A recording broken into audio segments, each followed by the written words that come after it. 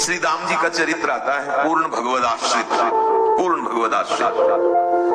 पत्नी ने कहा कि जब तक ब्याह नहीं हुआ तो खूब ठाकुर आराधना में मगन, और जब ब्याह हुआ तो पत्नी ने कहा कि अर्थ चाहिए, उसके लिए तो आपको कुछ करना होगा। तो समझा भगवद आदेश से चल पड़े। क्रम से उनकी सेवा पद्धति से, निष्काम महापुरुषों की सेवा भी बहुत उत्तम होती है, वो क्रम से पहुंच गए राजा के खजांची बन गए। पहले वो मंत्री के सेवक बने, फिर उन्होंने परिचय बताते वो खजांची बने। अब वो भगवद आश्रित अगर उनके सामने कोई आके कोई दुख की बात करता तो बिना राजा से पूछे वो खजाने से पैसा दे देते। बेटी का ब्याह, कोई किसी भी तरह की समस्या, अब एक को पता चल जाए ना तो फिर दूसरे को भी सलाह देता, कहना नहीं किसी से, बहुत दयालु है, एक बार कह के तो देखो आप, और देखो। अब वो दूसरे को जब मिला तो तीसरे से कहता, कहना नहीं किसी से आप। अब वहां तो आधा खजाना राजा का बट गया।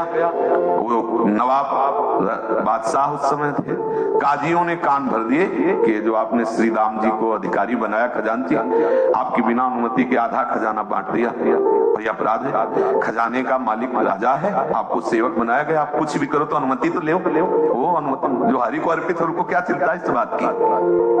राजा ने दरबार में बुलाया और कहा, आपने खजाने को बिना अनुमति के बांटा? बोले हाँ महाराज बांटा। क्यों? जरूरत थी उनकी। बोले अपराध है ना? बोले आप कह रहे हो महाराज ये अपराध तो है। तो बोले फिर तुम्हें मृत्यु दंड दिया जा रहा है। सही कहा, जैसी हरि की इच्छा। तुम्हें कोई इस पर प्रश्न? कोई नहीं। चाह? हाँ एक है, हमारे आराध्य देव विठ्ठल भगवान है। अब जब शरीर पूरा ही हो रहा है तो एक बार दिखा दो उनको। हाँ ठीक। बादशाह ने आदेश किया, जाओ विठ्ठल भगवान के सामने से इनको ऐसे दर्शन करते हुए निकल जाओ। पीछे हाथ बंधे हुए जिससे अपराधी के बांधे जाते हैं, और ये सामने गए, राजी हो? बस इतने कहा, राजी हो? ऐसे क्या चल। अरे मृत्यु उनको दुखदाई होती है जो शरीर से राग करते, जो प्रभु को समर्पित होते हैं। मृत्यु उनके लिए खिलवाड़ होती है, बड़ा आनंद का विषय है। अब इधर इनसे कहा राजी हो, तो एक राजी कहा अपने भक्त का वध देख सकते हैं। तो 14 वर्ष की अवस्था, 9 किशोर अवस्था, सामने गए बादशाह की और जोहार किया, मालिक अमृतमयी आकर्षणमयी नाम ही कृष्ण है। आकर्षण का मूर्तिमान स्वरूप, वो नेत्र चला के बात करना, वो जोहार करना, बादशाह तो बिक गया। और मालिक हम दाम जी के नौकर हैं, हमने सुना है कि आपने हमारे मालिक को बंदी बना करके और उनको मृत्यु दंड की बात करी है। तो ऐसे पीताम्बर से किया तो दिव्य रत्न, दिव्य जवाहर, बोले देख लो तुम्हारे खजाने में अगर एक भी जवाहर कीमत हो, हीरा जवाहरत की, तो देख लो, ये सब रख लो, हमारे स्वामी को छोड़ दो। बावरा था कि श्रीदाम तो हमारे यहाँ सेवक थे, उनके ऐसे सेवक है। क्या नाम तुम्हारा? तो बोले बिट्ठू नाम है हमारा। बिट्ठू, बिट्ठला बिट्ठला बिट्ठू, तो बिट्ठू नाम है हमारा। और सुनो, ये बाद में उठवाना, पहले हुक्म करो तो तत्काल श्रीदाम को बंधन मुक्त किया जाए। जी, तत्काल आदेश हो गया। तीव्र शीघ्रगामी घोड़ों से दौड़ करके उनको जाके, और वो जिधर आदेश कर रहे थे कि आप श्रीदाम को मुक्त कीजिए, इतने में ठाकुर जी अंतर ध्यान हो गए। अब वो तो सब भूल गए, वो बिट्ठू कैसे देखे। वो बस उनकी वो मृदुल वाणी, उनकी वो नेत्रों की नर्तन वृत्ति, हृदय जैसे ही श्री राम जी को सामने पेश किया गया, प्रणाम कर की मुद्रा में, और बोले एक बार मुझे जीवन दान दो। श्री राम जी ने कहा कि जीवन दान तो आपने दिया, बोले उस धर्म बात मत करो, मैं जी नहीं सकता, एक बार दिखा दो अपने उस नौकर को। बोले प्रभु हम तो आपके नौकर हैं, हमारा नौकर कौन? बोले नहीं, वो अपना बिट्ठू नाम बता रहा था जी, तो बस वो तो डूब गए, आंसुओं की धार चलने लगी। उनका ऐसा बोला? बोले हाँ, बोल के गए कि हमारा नाम बिट्ठू है और हम श्री राम के नौकर हैं। फिर जब बादशाह ने पूछा आप रो क्यों रहे, तो उनका वो जगत के स्वामी प्रभु विठ्ठल भगवान है, वो प्यार के कारण ऐसी लीला कर रहे हैं, आके ऐसा बोले, वो हमारे स्वामी हैं, हमारे जीवन धन। बादशाह ने कहा आज से आप हमारी सेवा से, हम सदैव आपकी दर्शन करने आया करेंगे, आपकी सेवा में आश्रय। क्या परवाह, ये जीवन प्रभु आपको दिया, जैसा चाहो वैसा व्यवहार करो, जैसे चाहो वैसे, आप हमारे सर्वस्व हो, आपका जैसा मन हो। ये बहुत आनंद का विषय। आप ये कहानी मत मानना, ये कहानियां सुना रहे हैं, कहानियां नहीं। हम सब उसी पंक्ति में है। हमारे विश्वास में कमी है, हमारे आश्रय में कमी, वो भी वो पूर्ण कर देंगे, वही पूर्ण करेंगे, चिंता मत करो आप आश्रित होने का अंदर ही अंदर भाव बनाते चले जाओ।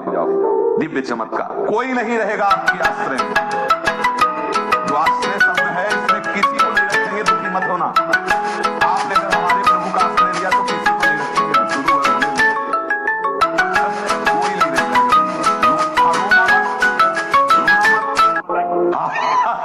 क्योंकि ये शुरू हो जाएगा फिर आपका कि अब वो भी हमसे मुंह फेर रहे हैं। देखो वो किसी की मान लेना, मान के कह रहे पूरा जीवन हो गया सिर्फ देखते। जहां कहीं लगा है कि चलो कोई तो, दूसरे दिन रंग बदल गया उसका, दूसरे दिन ही रंग बदल गया, फिर आगे नहीं प्रभु आपके सिवा कोई नहीं। राधा बाबा कहते हैं कि इनका जलनुआ स्वभाव है, ये दूसरिया नहीं रखते। मतलब प्रेम का शब्द है, बकाया इसमें बड़ा गूढ़ भाव है, ये बड़े कृपाल। एक दिन ऐसा आएगा जब आपके हृदय में ना रहेगा गुरु, ना रहेगा चेला, केवल वही होगा अकेला ही अकेला। मान लो, नहीं रोना पड़ेगा, हम रोए हैं इसलिए कह रही, मान लो केवल प्रभु अंदर बैठा लो, कोई नहीं प्रभु के सिवा, बस इतना मानना पड़ेगा। गुरु पितु मातु बंधु को नाही, क्या है मां राम संहित जग माही, गुरु पितु मातु बंधु, ऐसा ही है।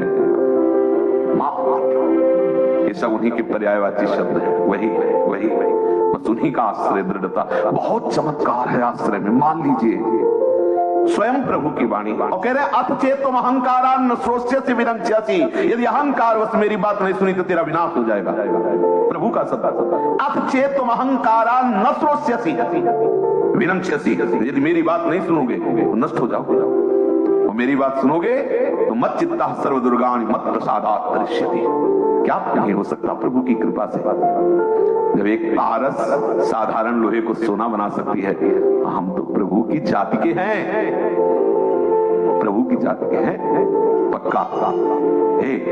प्रभु की जाति के अच्युत गोत्रीय है, हरिवंश गोत्रीय है, हरिवंश हरि के वंश के हैं, और कोई ये प्रकृति के आकर्षण में आकर आप अपने को भूल गए, अपने को और कुछ मान बैठे, इसलिए आपके ऊपर नियम लागू हो रहा है कि नहा धो के तैयार हो जाओ। नहीं तो आप हरि के हो, वैसे पवित्र हो कि आप कभी अपवित्र नहीं हो सकते हो। चेतन अमल सहज सुखराशि, अमल आप अमल स्वरूप हो, आप परम पवित्र हो। लौटिए अपने प्रीतम